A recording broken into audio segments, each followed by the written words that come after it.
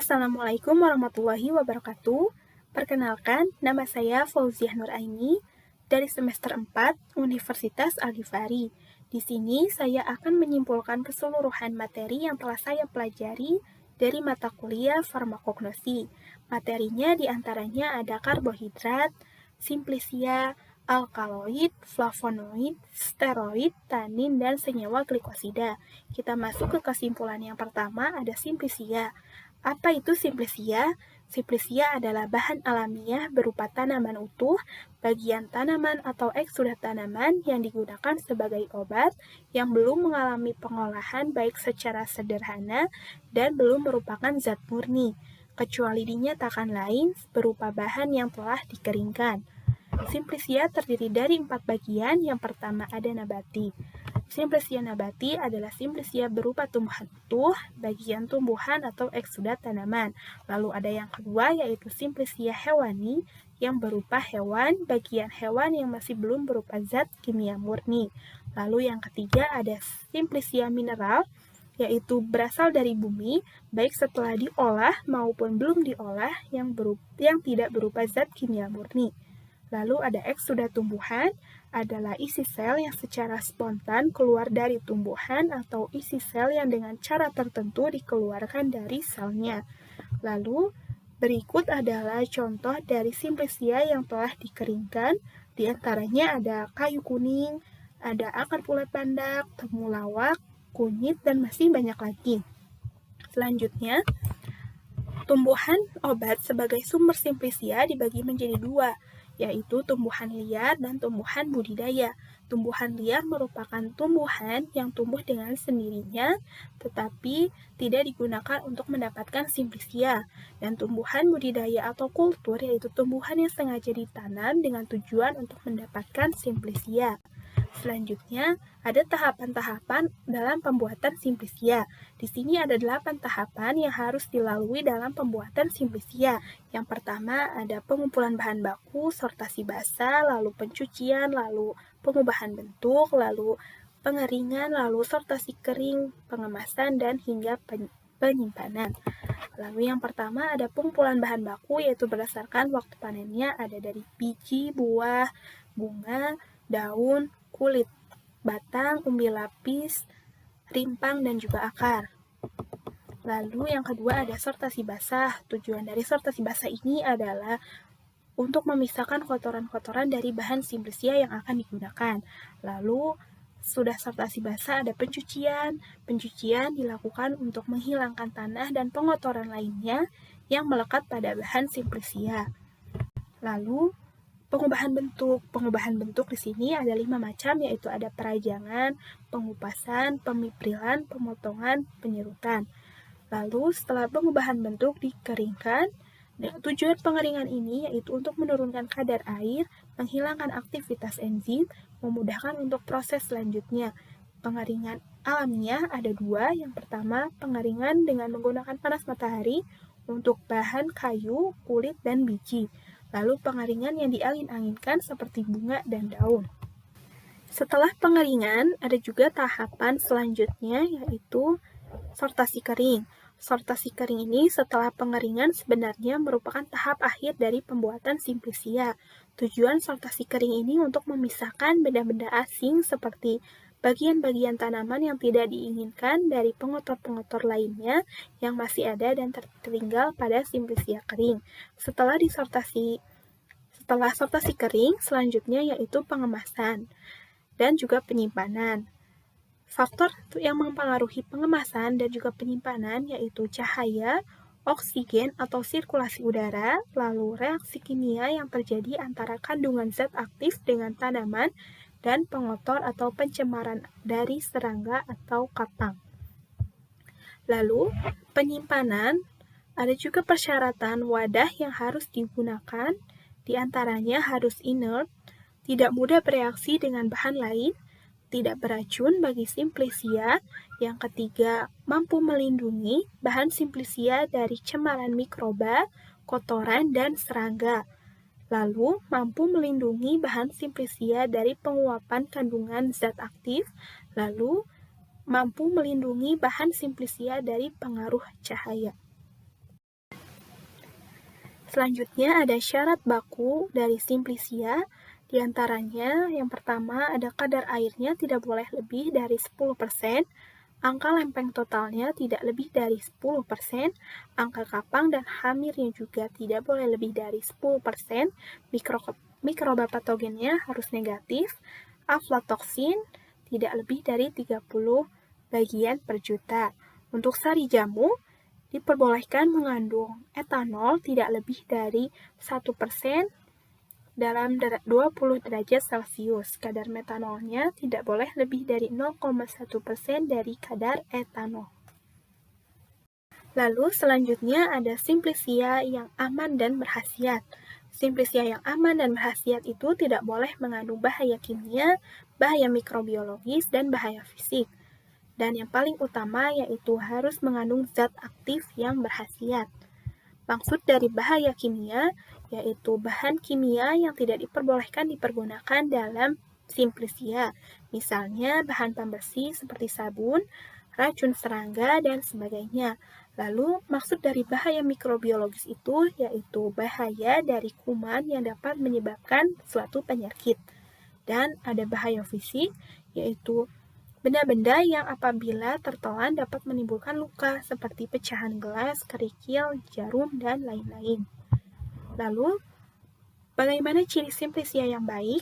Simplicia yang baik itu mempunyai ciri kering, tidak berjamur, berbau khas, menyerupai bahan segarnya, dan berasa khas menyerupai bahan segarnya. Maksud bahan segarnya di sini yaitu menyerupai seperti bahan yang sebelum diolah. Lalu, selanjutnya, kita masuk ke kesimpulan karbohidrat. Kesimpulan dari karbohidrat yaitu karbohidrat merupakan alkohol berupa aldehid atau keton yang mengandung karbon, hidrogen, dan oksigen dengan perbandingan karbon dan oksigen sama seperti air. Karbohidrat yaitu sebagai zat gizi yang fungsi utamanya sebagai sumber energi, senyawa organik yang tersusun dari unsur karbon, hidrogen, dan oksigen, yaitu perbandingan 1 atom C, 2 atom H, dan 1 atom O. Karbohidrat merupakan sumber energi seperti nasi, singkong, umbi-umbian, gandum, sagu, dan masih banyak lagi. Lalu apa aja sih fungsi dari karbohidrat itu?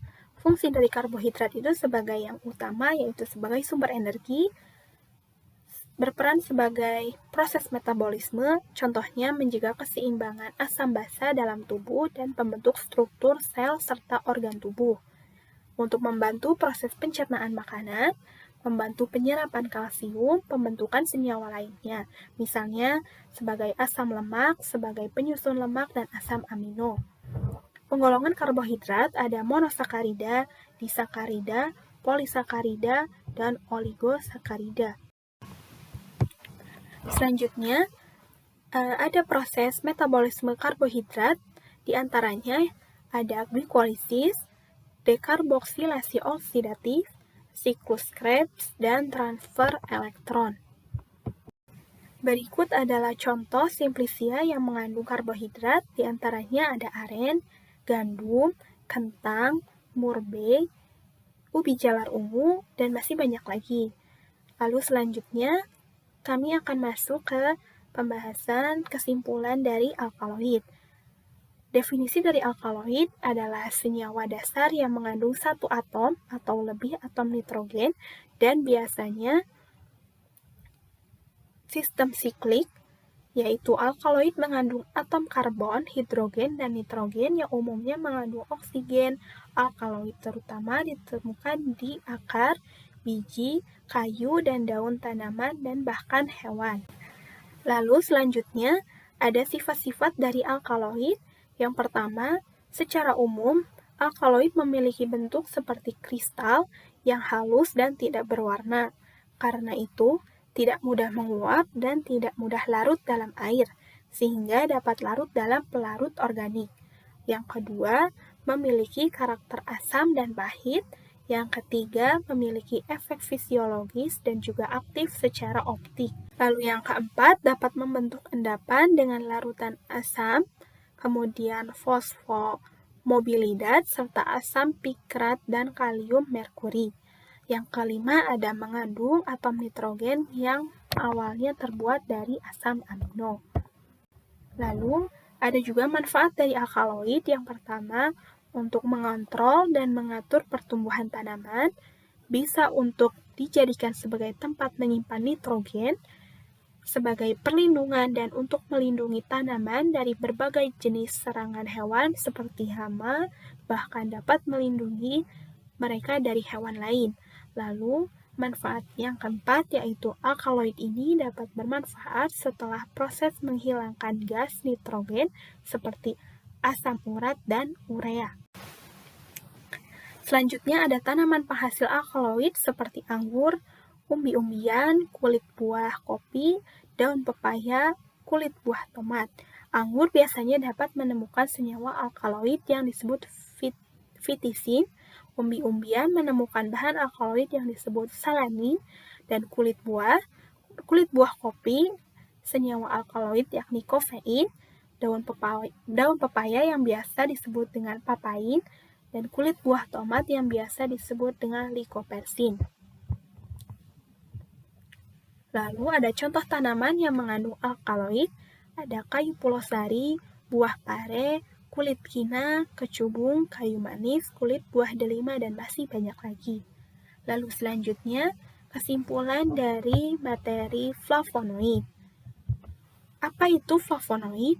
Flavonoid merupakan salah satu golongan senyawa fenol alam yang terbesar dalam tanaman dan tersusun oleh 15 atom karbon sebagai inti dasarnya, tersusun dari konfigurasi C6, C3, dan C6, yaitu 2 cincin aromatik dan dihubungkan oleh 3 atom karbon yang dapat atau tidak dapat membentuk cincin ketiga. Lalu, kegunaan dari flavonoid yang pertama, sebagai bantuan untuk meningkatkan efek vitamin C dan antioksidan yang sangat baik untuk tubuh. Yang kedua, mengobati alergi infeksi virus, artritis, dan radang tertentu. Yang ketiga, untuk memperbaiki sel-sel yang rusak. Selanjutnya, ada contoh tanaman yang mengandung flavonoid, diantaranya ada hibiscus flos, bunga rasela, Annona muricata, sirsak, ada juga anggur, dan kacang kedelai, dan masih banyak lagi. Apa itu senyawa fenolik? Senyawa fenolik merupakan senyawa metabolit sekunder yang terdapat di dalam tumbuhan dengan karakteristik memiliki cincin aromatik yang mengandung 1 atau 2 gugus hidroksil dan gugus-gugus lain penyertanya. Senyawa ini diberi nama berdasarkan nama senyawa induknya, yaitu fenol. Senyawa fenol kebanyakan memiliki gugus hidroksil lebih dari 1 sehingga disebut polifenol. Selanjutnya ada sifat dan ciri-ciri senyawa fenolik, diantaranya cenderung mudah larut dalam pelarut polar, bila murni tak berwarna, jika kena udara akan teroksidasi sehingga menimbulkan warna gelap, membentuk kompleks dengan protein, sangat peka terhadap oksidasi enzim, mudah teroksidasi oleh basa kuat, dan menyerap sinar UV-vis. Selanjutnya, kesimpulan dari materi steroid. Apa itu steroid? Steroid adalah senyawa organik lemak sterol yang tidak terhidrolisis yang didapat dari hasil reaksi penurunan dari terpena atau squalena. Struktur dasar dari steroid ini terdiri dari 17 atom karbon yang membentuk 3 cincin sikloheksana dan 1 cincin siklopentana.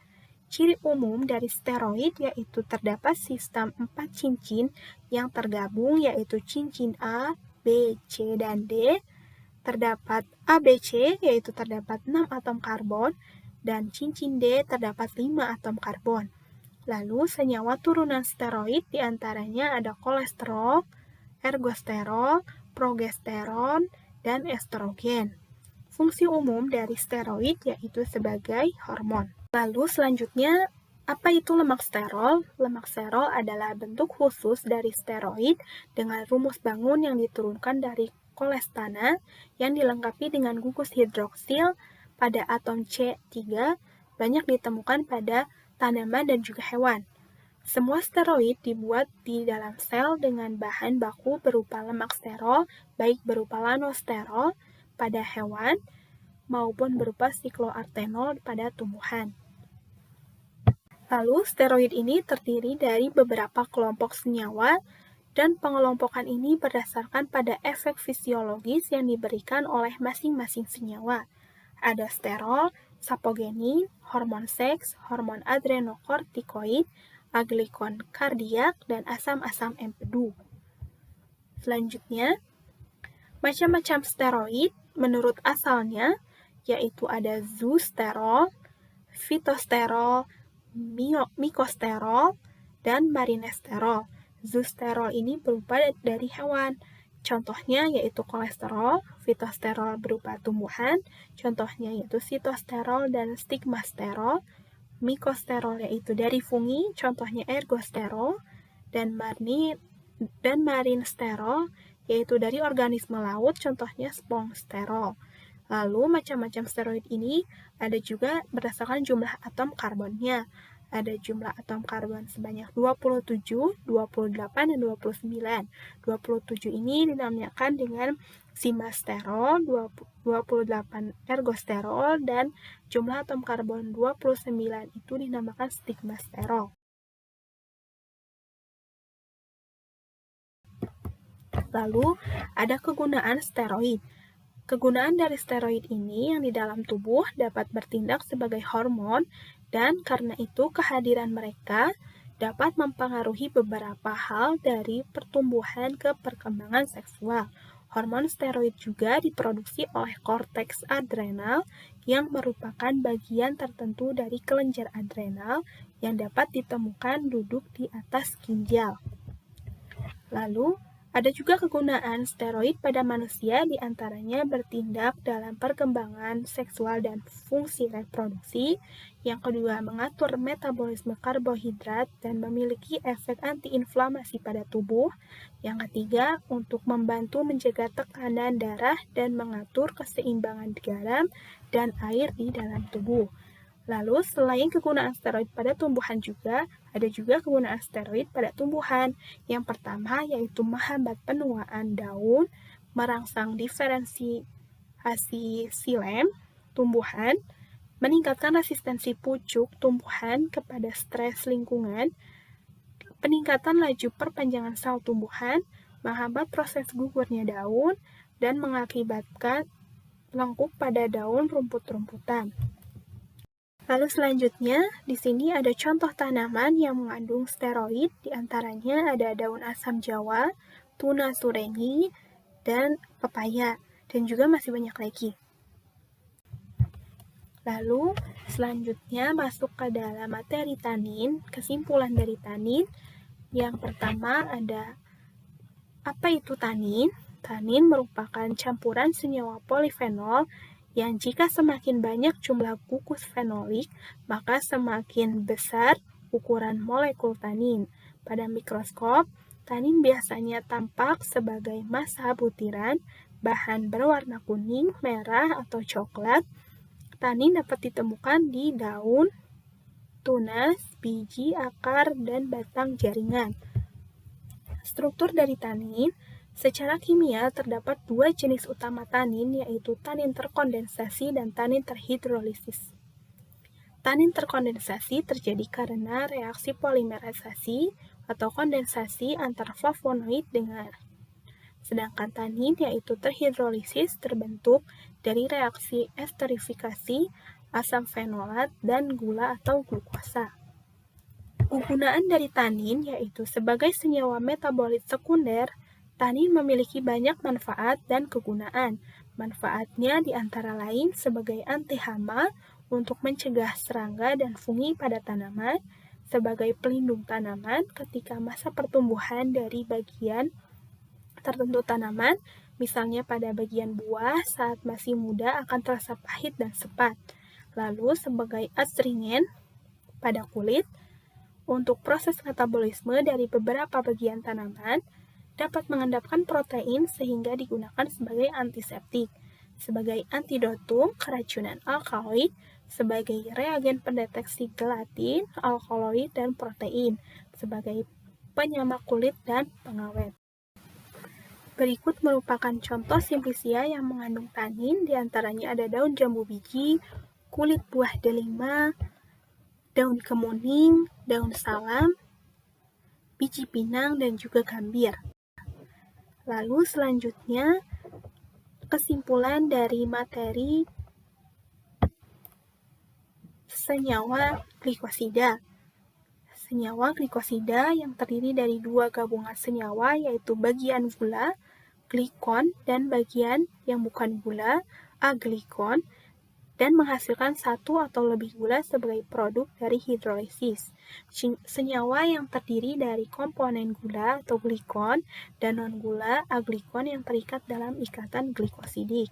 Fungsi dari glikosida sendiri yaitu ada pada tanaman, yaitu sebagai sumber utama energi, regulator atau pengatur tumbuhan, memacu atau menghambat kerja enzim sebagai perlindungan terhadap luka dan infeksi.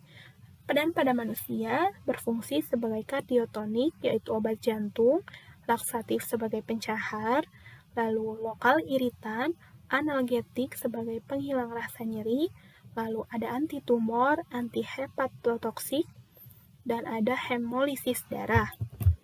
Lalu ada klasifikasi dari glikosida. Yang pertama ada glikosida kardioaktif, glikosida antrakuinon, yang ketiga glikosida saponin, keempat glikosida sianopor, yang kelima glikosida isotiosianat, yang keenam ada glikosida flavonoid, yang ketujuh glikosida alkohol, yang kedelapan ada glikosida aldehid, yang ke-9 ada glikosida lakton, dan yang ke-10 ada glikosida fenol. Lalu selanjutnya, ada cara mengisolasi glikosida. Berdasarkan penelitian, isolasi senyawa glikosida dilakukan dengan cara antara lain yaitu yang pertama, ekstraksi sokletasi menggunakan pelarut aseton, kemudian dengan pelarut etanol 96%, lalu uji kromatografi lapis preparatif dengan eluen. Lalu pemisahan hasil isolasi melalui uji kromatografi lapis preparatif dilakukan dengan ekstraksi dengan pelarut etanol 96%, lalu diidentifikasi dengan spektrofotometer ultraviolet. Dan berikut merupakan contoh tanaman yang mengandung senyawa glikosida. Di antaranya yaitu ada Rhamnus frangula, yaitu tumbuhan yang tumbuh di Eropa dan Asia Barat. Ada juga akar kayu manis. Dan cukup sekian penjelasan kesimpulan dari saya. Mohon maaf apabila banyak kesalahan. Wassalamualaikum warahmatullahi wabarakatuh.